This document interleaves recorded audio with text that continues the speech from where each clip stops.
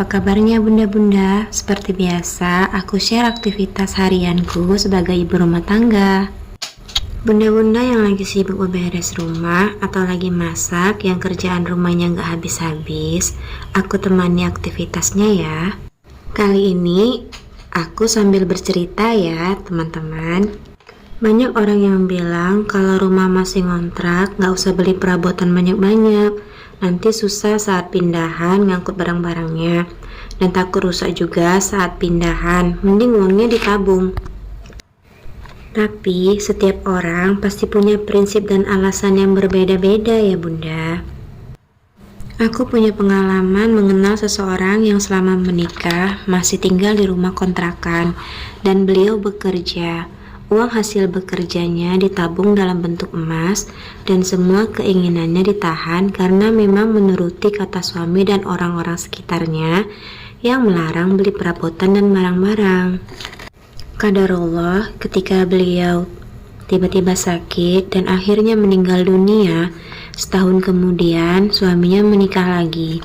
Emas dan tabungan beliau digunakan si istri untuk membeli rumah dan barang-barang perabotan rumah tangga. Sedangkan selama hidup suami dan keluarganya membuat si istri tidak bisa membeli semua itu. Ada pula kisah lainnya. Si istri sibuk bekerja demi menabung untuk membeli rumah. Gaji yang didapat ketika ingin membeli skincare aja dibilang jangan boros-boros oleh suami.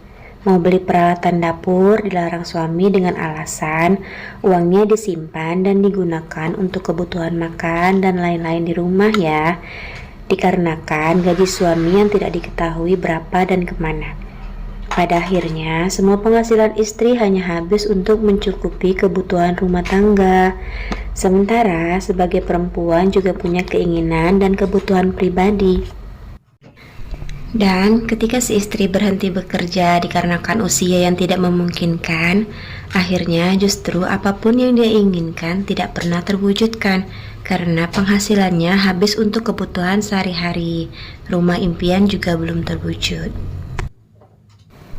Ada pula yang alhamdulillah sudah punya rumah sendiri, memaksakan untuk kredit atau beli dengan semua tabungan. Justru setelah itu hidupnya sulit, hanya pas-pasan untuk kebutuhan sehari-hari. Dan ada yang memang diberkahi rezeki sehingga segalanya bisa terwujud dengan tanpa kendala apapun. Bunda, kebutuhan pokok memang penting, tapi sebagai manusia, wanita, ibu, ada banyak hal yang kita utamakan di atas keinginan pribadi kita. Tapi kita juga berhak bahagia. Selagi memang ada dan bisa, tidak ada salahnya kita membeli sesuatu yang memang kita inginkan, apalagi kalau itu adalah hasil jeripaya sendiri. Karena tidak semua istri diberikan uang lebih untuk skincare misalnya. Kadang malah untuk skincare tidak ada budget sama sekali. Tapi nggak apa-apa bun, prinsip dan pemikiran setiap orang kan beda-beda. Nggak apa-apa kalau saat ini rumah masih ngontrak, jangan malu. Teruntuk yang masih ngontrak sama seperti aku, jangan minder jika bertahun-tahun masih belum memiliki rumah sendiri. Karena tinggal di kontrakan bukan aib bun, meski sempit akan terasa seperti istana. Nggak perlu gengsi atau malu. Karena hidup ini bukan perlombaan atau ajang pamer. Hidup kita yang jalani. Punya rumah sendiri adalah berkat dan rezeki, tapi sebaliknya tinggal di kontrakan bukan suatu kehinaan. Gak apa-apa kok kalau belum punya rumah sendiri, gak apa-apa kok kalau masih ngontrak. Teruslah berusaha, berdoa, dan jalani hidup dengan bahagia, penuh syukur, dan cintai diri kita. Semua impian tidak tahu kapan terwujudnya. Jadi buat kamu, aku, dan kita tetap semangat sampai kita punya rumah impian kita. Mencintai diri kita sendiri bukan berarti kita egois untuk mementingkan diri sendiri sehingga mengabaikan kebutuhan di rumah. Tapi mencintai diri sendiri dan memahami apa yang memang sangat kita inginkan, kita butuhkan dan gunakan sesuai kemampuan bun. Saat ini meskipun aku nyaman dengan sedikit barang karena lebih hemat waktu dan tenaga untuk membereskannya setiap hari, tapi pastinya aku juga punya wishlist barang-barang yang belum aku wujudkan. Aku berusaha untuk mewujudkan, apalagi sebagai ibu rumah tangga yang kegiatannya hanya di rumah saja. Rumah adalah tempat ternyaman kita ya kan bun.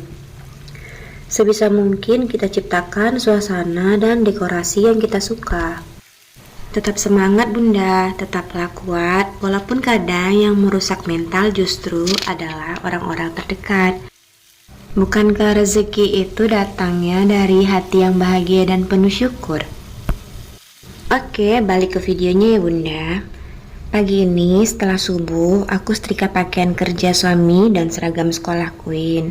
Lanjut, aku tadi membersihkan kulkas karena memang udah jadwalnya belanja mingguan untuk lauk pauk. Jadi biasanya aku itu selalu membersihkan kulkas dulu dan semua isi freezernya itu kan kadang-kadang beku gitu ya teman-teman. Jadi aku harus cairkan dulu.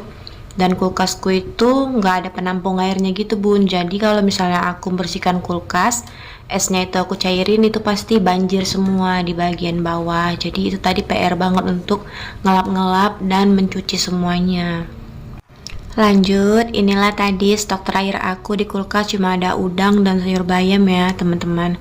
Jadi aku hari ini sambal lado udang ya teman-teman. Terus sayurnya aku cuma sayur bayam aja, aku bening. Alhamdulillah, yang penting aku masih bisa masak walaupun sebenarnya aku belum enak badan ya bunda-bunda. Ini aja suara aku sebenarnya masih serak dan masih flu beberapa hari. Ini juga aku nggak upload karena memang aku nggak bisa voice over ya teman-teman, suaraku serak. Karena ini ada ini apa namanya ya bun, selada apa gitu namanya, aku lupa, yang sering dimakan Bunda Korlah itu bun. Jadi aku kan kemarin udah ada stok ini, jadi aku buat salad untuk sarapan aku pagi ini. Tapi nggak habis bunda-bunda karena aku memang belum lapar.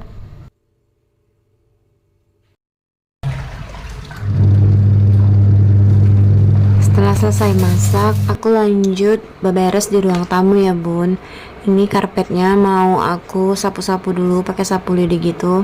Sebenarnya rumahku hari ini nggak begitu berantakan ya bun. Cuma ya namanya debu ya pasti ada ya bun.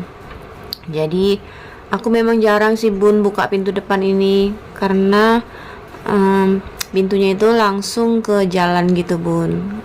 Kontrakanku ini nggak ada terasnya, jadi kalau buka pintu langsung ke jalan. Jadi aku kayak ngerasa kurang nyaman aja sih bun kalau terlalu sering buka pintu. Dan aku pun paling-paling kalau buka pintu tuh cuma sebentar-sebentar, kalau sore gini sekedar untuk pertukaran udara.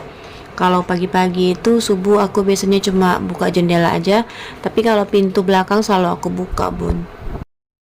Aku lebih memilih untuk nggak memberitahu prosesku ataupun apa yang aku kerjakan kepada orang-orang terdekat gitu bun.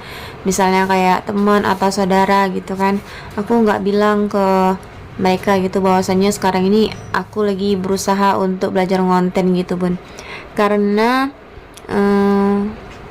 kebanyakan dari mereka itu nggak mengerti bahwasannya dunia perkontenan ini nggak sama kayak kita bekerja, yang walaupun baru bekerja itu udah bakalan pasti langsung dapat gaji gitu bun. Mereka nggak tahu bahwasanya di dunia perkontenan ini ada banyak orang yang berjuang bertahun-tahun juga belum mendapatkan hasilnya gitu.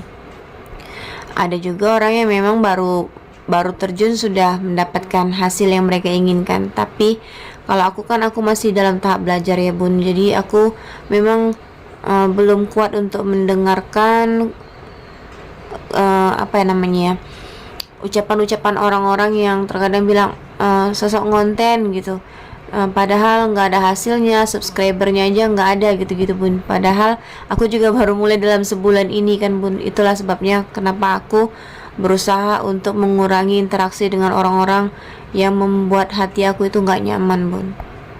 Alhamdulillah kegiatan aku satu hari ini sudah selesai ya bun. Terima kasih untuk teman-teman yang udah menonton sampai akhir. Terus dukung aku dengan subscribe, like, dan di komen ya teman-teman. Mohon maaf apabila terdapat kesalahan dan kata-kata yang kurang menyenangkan. Assalamualaikum warahmatullahi wabarakatuh. Bye semuanya.